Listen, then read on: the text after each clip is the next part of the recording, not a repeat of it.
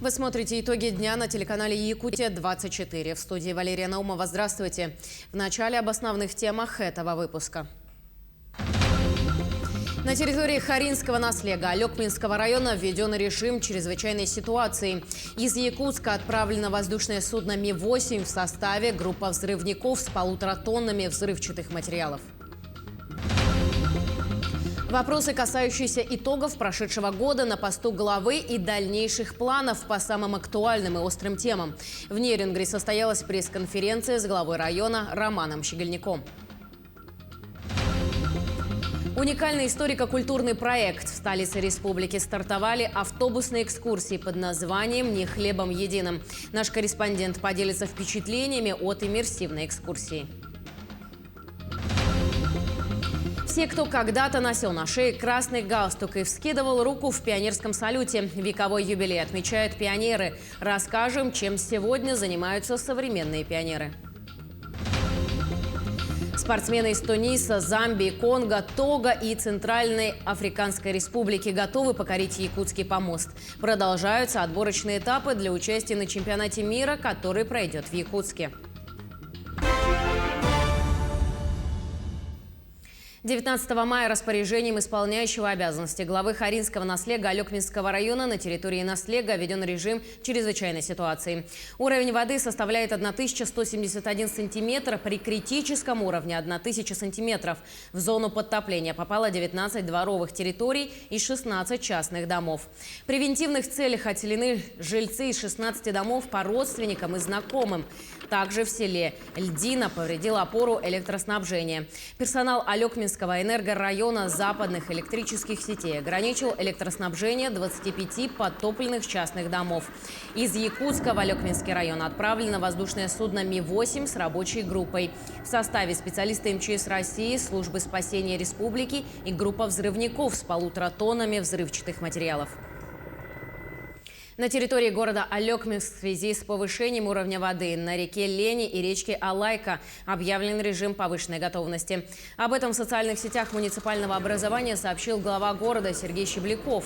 Он также отметил, что администрация Алекминска переведена в круглосуточный режим работы. В местном спортивном комплексе «Дружба» организован эвакуационный пункт, где жители затапливаемых домов могут заселиться до стабилизации ситуации. Сейчас работают 2 больших насоса на реке Алайка, работают мотопомпы на канавах нашего города, и также 2 ассенизаторские машины. Уважаемые жители домов, которые подтапливают сталыми водами, еще раз прошу вас переместиться в более безопасное место до нормализации паводковой обстановки, либо в наш сформированный эвакопункт.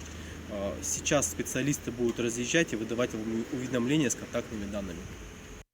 Из-за половодья в Алекминском районе затопило участок дороги Умнас. В связи с повышением уровней воды на реке Леня в 17:30 по местному времени закрыли движение на отрезке Улахан-Мунку, Нерюктеинск-1. Подрядная организация «Меркурий» организовала дежурство, скопления транспортных средств нет. Между тем, первый паром по маршруту Якутск-Нижний Бестях планируют запустить 25 мая. А в период активного ледохода задействуют аэроботы.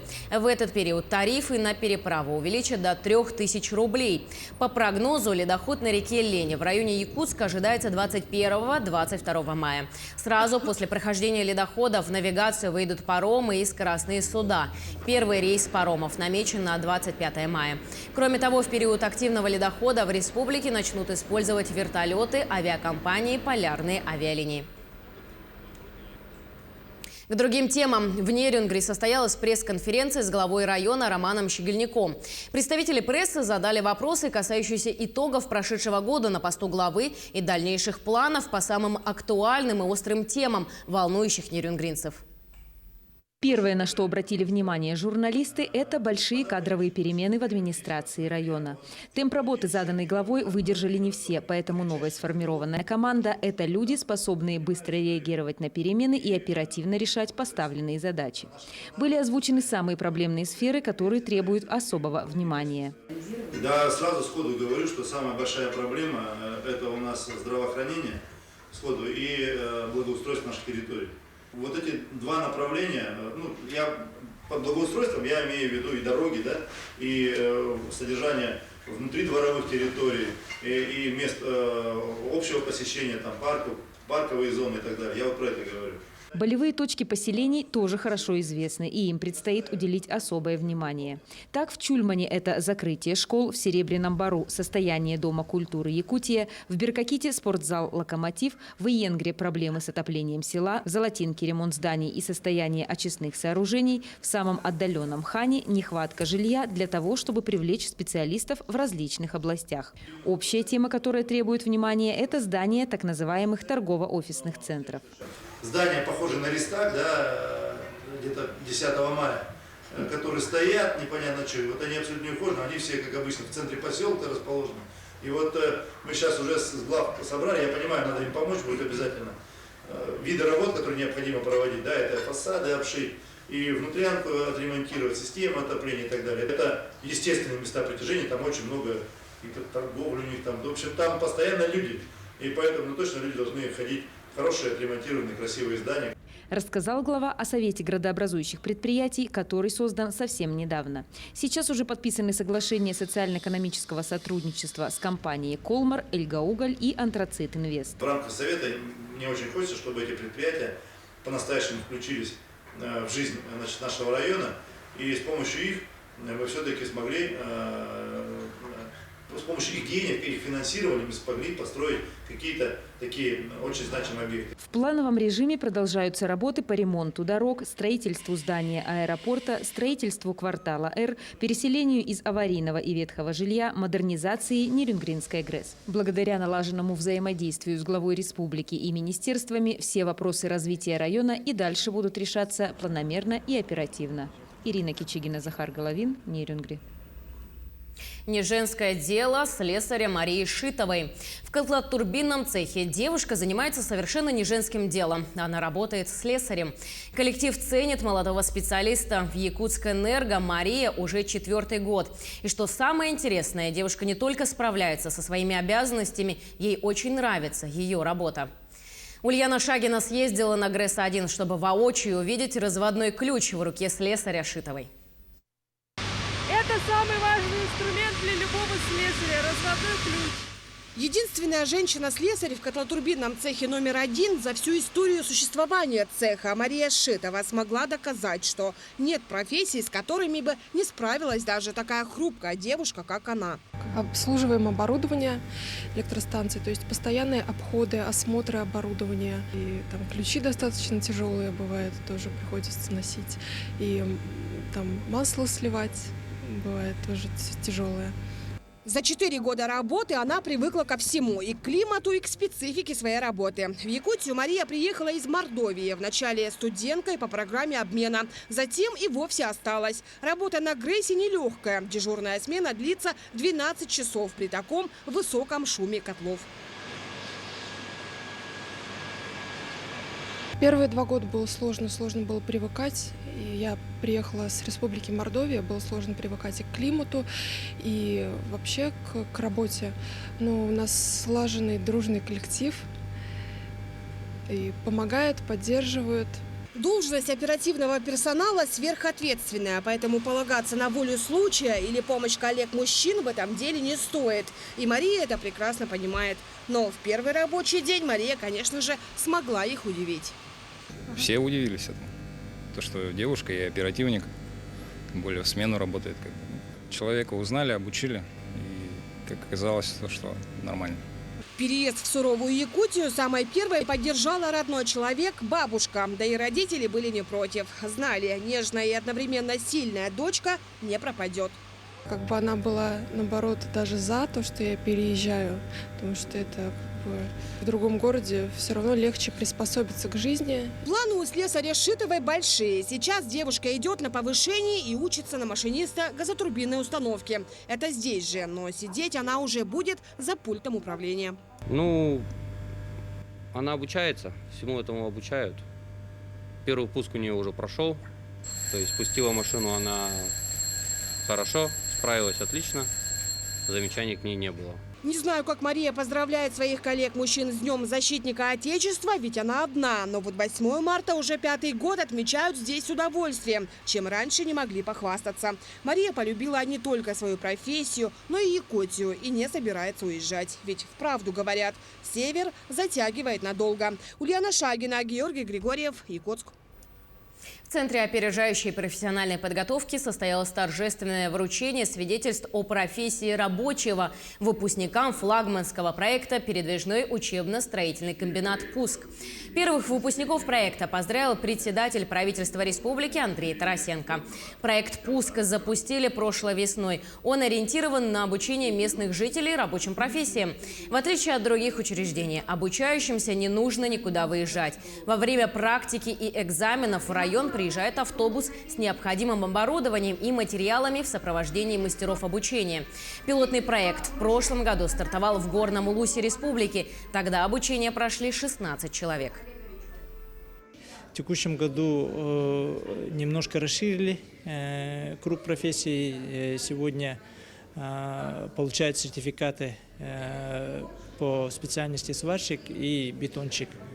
Ну, это вот такие специальности, которые достаточно востребованы в строительной отрасли. И мы надеемся, что не только в городе, но и в сельской местности будут строиться каменные дома, более современные, отвечающие новым требованиям. И мы надеемся, что эта практика будет продолжена и будет возможность на месте в любом районе получать рабочую специальность. Опыт внедрения проекта «Пуск» вошел в число лучших практик Минпросвещения Российской Федерации и размещен на онлайн-платформе Агентства стратегических инициатив «Смарттека». Проект нацелен на уменьшение количества безработной и незанятой молодежи в селах, подготовку кадров для строительной отрасли и проведение профориентационной работы со школьниками. Теперь о культуре. Не хлебом единым. Под таким названием в столице республики стартовал уникальный историко-культурный проект. Автобусные экскурсии, где участники не просто слушают рассказ гида, а с головой погружаются в историю города. Об иммерсивной экскурсии в материале Ивана Лазаренко. Возможность эта уникальная. Узнать малоизвестные факты из жизни города Якутска появилась у жителей и гостей столицы. Причем узнать эту историю можно будет сквозь призму минувших лет, десятилетий, а то и столетий. И узнать ее не просто так, а из первых уст от людей, которые были живыми свидетелями этой истории, а может быть и ее творителями. В Якутске стартовал уникальный историко-культурный проект «Иммерсивные автобусные экскурсии не хлебом единым». Здесь участники не просто слушают рассказ гида, а погружаются в увлекательное, динамичное действие с головой. Ведь о малоизвестных страницах истории города рассказывают сами герои прошлых лет. Иммерсивная экскурсия – это не просто, когда гид рассказывает «посмотрите направо, посмотрите налево». Это такой тур, когда люди погружаются в историю, когда они слышат голоса этих персонажей исторических, когда они участвуют в действии. Наш тур, он как раз погружает в ту историю, которая полна героизма. Каждый участник экскурсии получает шумоподавляющие наушники, которые создают эффект полной погруженности в происходящее. Гид тоже присутствует, но он не мой персонаж, перевоплощающийся, меняющий образы и ведущий группу от пункта к пункту. Экскурсия у нас не просто аудиоспектакли, которые люди слушают, это еще экскурсии с вещами. Когда гид что-то показывает, что-то делает, дает попробовать, люди дает подержать, например. Например, вчера у нас состоялась премьера экскурсии «Товарищи ученые», где вот я дал подержать людям, экскурсантам, каучук, синтетический каучук, который изобрел ученый Кондаков, который родился в Вилюйске, например. Тур «Не хлебом единым» повествует о людях, которые, отдавая частичку своего сердца и тепло души, согревали наш город. Эти люди спасали попавших в беду, совершали подвиги, жертвовали состояние для того, чтобы кому-то стало лучше. Кто-то из них отдал жизни, кто-то дожил до преклонных лет, но все они продолжают жить в памяти человеческой. Например, мы подъезжаем к памятнику Клавдию Красноярову. Тоже, может быть, люди знают, где он стоит, но мало кто знает, что это за человек был и что он сделал. А Клавдий Краснояров – это человек, который совершил такой же подвиг, как Александр Матросов. Но если Матросова знают все, вся страна, то Клавдия Красноярова не знают даже местные жители. А между тем он был не какой-то, не молодой такой паренек, который вот такой юношеский героизм, он кинулся на этот пулемет. Это был зрелый человек, которому, так сказать, было что терять. То есть это был такой мощный, осознанный поступок. И вот это мы пытаемся донести через свою экскурсию. На сегодня желающим доступны 3 экскурсии. Среди них как пешие, так и автобусные маршруты. В ближайшее время их количество увеличится до 6. Темы самые разные. Например, об истории развития города от острога до культурного, экономического и научного центра. Есть маршрут, посвященный отзывам великих людей, побывавших в Якутске. И многие другие. Иван Лазаренко, Семен Семенов, Якутск. Сегодня, 19 мая, свой праздник отмечают пионеры. Все, кто когда-то носил на шее красный галстук и вскидывал руку в пионерском салюте. За столетнюю историю через ряды пионерской организации и ее правопреемников прошли миллионы детей. Как в Якутске отмечают День пионерии и чем сегодня занимаются современные пионеры, узнавал Александр Хавренко. Как повяжут галстук, береги его. Он ведь с красным знаменем цвета одного. Ровно 100 лет назад, 19 мая 1922 года, в Советской России появилась первая детская организация – «Пионерия». До 1991 года каждый школьник мечтал, что ему повяжут красный галстук, а октябрятскую звездочку сменит пионерский костер. Для многих ветеранов пионерского движения слова «будь готов» и сейчас звучат гордо и торжественно. И каждый год, 19 мая, в День пионерии, они достают свои красные галстуки и красные пилотки и вспоминают былые годы. История нашей страны и история наших семей. Многие поколения наших советских людей, советского народа были пионерами. И, конечно же, сегодня я хотела бы поздравить всех жителей республики и, прежде всего, пионеров всех поколений, кто был пионерами в разные годы. И, конечно, чувство вот этого пламенного сердца детей, которые были в то время, которые занимались в то время своими тимуровским движением. Горели глаза у детей. В современной России у пионерской организации появились свои правопреемники. Детское школьное движение развивается по всей России и в нашей республике в том числе. Мне хочется творить добро людям вообще в мире, чтобы больше было добра. Мы помогаем ветеранам, мы устраиваем акции, мы убираемся в городе. Буквально полгода назад я вступил в организацию «Альтаир». Я вступил из-за новых знакомств, а еще я очень люблю помогать людям. Несмотря на то, что сегодня вступление в пионеры – дело добровольное и личный выбор каждого ребенка, современные пионеры чтут традиции и устои своих старших товарищей. Привлекает это тем, что все время у нас происходят какие-то движения, потому что ты всегда чувствуешь себя нужным, ты чувствуешь себя полезным среди таких же единомышленников, как и ты. Становиться пионером нужно за тем, чтобы привить в себе такое хорошее чувство, как умение работать в команде, потому что всегда работа в команде помогает человеку найти самого себя. И пускай сегодня у них галстуки разных цветов и нет значков с кострами на груди, пионеров, ветеранов и современных пионеров объединяет готовность помогать и приходить на помощь.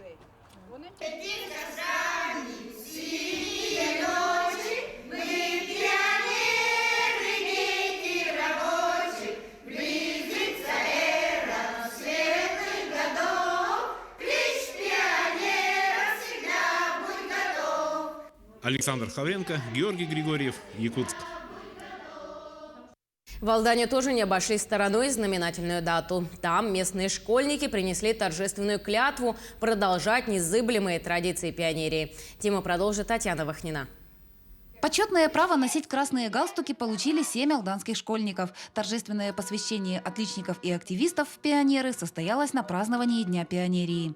Один из вновь посвященных пионеров, Саян Скрябин, был принят в комсомол. Саяну исполнилось 14, и у товарищей он пользуется авторитетом и доверием. Все те традиции, которые были заложены с самого начала, слово «пионер» означает «первый». Первый в учебе, первый в поведении, первый в труде. Вот это все заложено в законах пионеров Советского Союза. Конечно, и эта работа будет продолжаться далее. Многие выходцы из пионерии продолжают общественно полезную деятельность и сегодня. В приветственном слове учитель русского языка и литературы Зинаида Григорьевна Морозова дала напутствие молодежи. Спешите делать добрые дела. Оставьте на той земле, где вы работали, где вы родились, где прожили жизнь, только хороший свет. Добрые дела никогда не забываются. Доброта, готовность прийти на помощь, уважение и честность незыблемы. И наилучшие традиции пионерии наставники и старшие товарищи должны передавать юным поколениям. Очень много хорошего было в пионерии.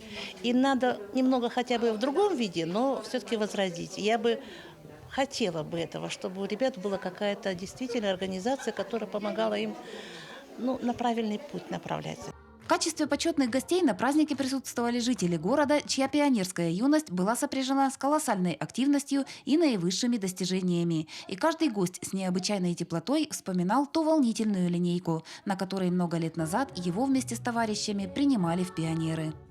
Я в пионеры вступила это в 1953 году.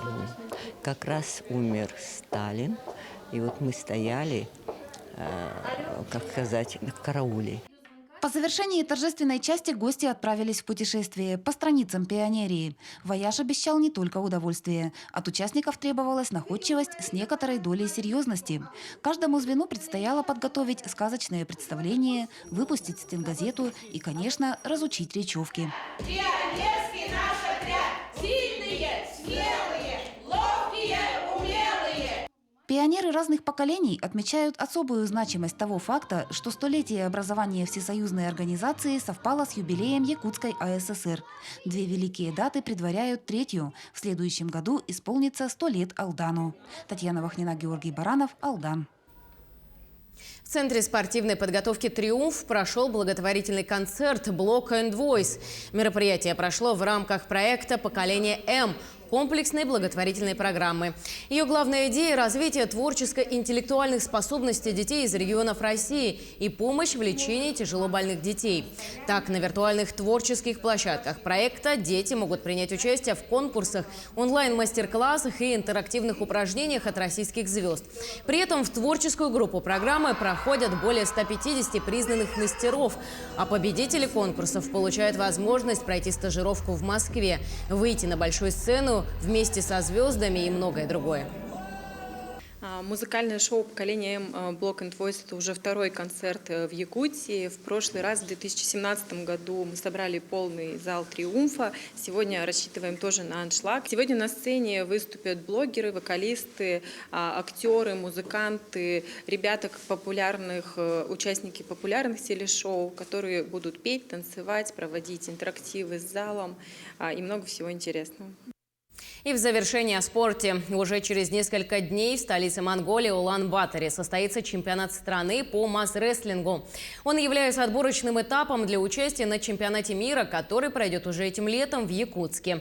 По итогам состязания страна степей сможет заявить 14 спортсменов на каждую весовую категорию.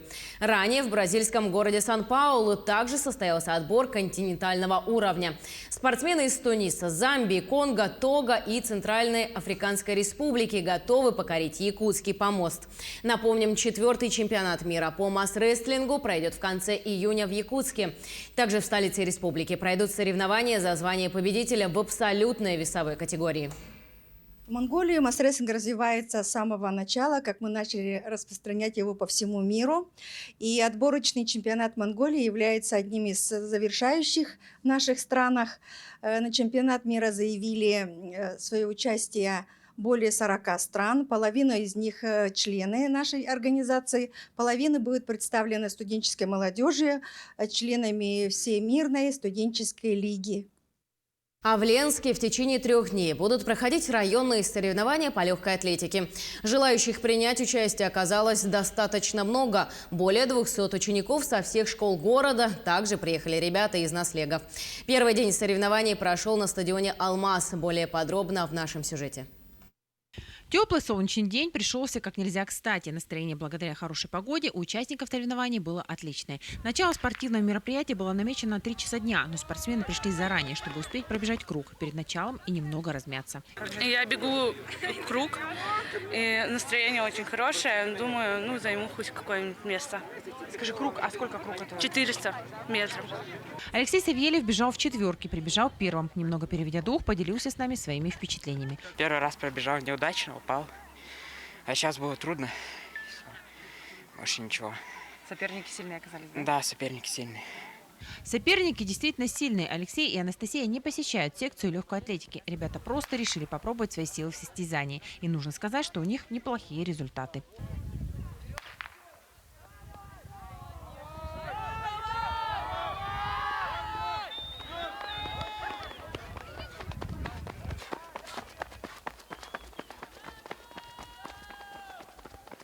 За спортсменами на зрительских трибунах, волнуясь, наблюдали болельщики. Некоторые, пробравшись поближе к беговой дорожке, поддерживали соревнующихся речевками. Я болею за Настю Широкову, подругу. Ожидаю, что она должна занять первое место. Уверен в ней на 100%. Пробежала уже? Да. Ну, как ты оцениваешь это? Ну, хорошо пробежала. У нее болела нога, но нормально пробежала. В первый день первенства Ленского района спортсменам нужно было пробежать 100, 400 и 1500 метров. Завтра будет программа 200 метров, 800, 3000 метров. И прыжковые в третий день – это прыжки в высоту, прыжки в длину. По результатам всех соревнований выявляются лучшие школы. Каждый участник приносит очки в зачет своей команды. И по наибольшему количеству очков в итоге выявляется лучшая школа. По итогам первого дня большее количество очков набрали 1-я и 4-я школа. По словам Александра Пляскина, в любой момент эти данные могут измениться. Поэтому у спортсменов других школ еще есть возможность вырваться вперед. Светлана Болеева, Виталий Андреев, Ленск. На этом у нас все новости. Именно таким и запомним уходящий день. Всего доброго и до новых встреч в эфире.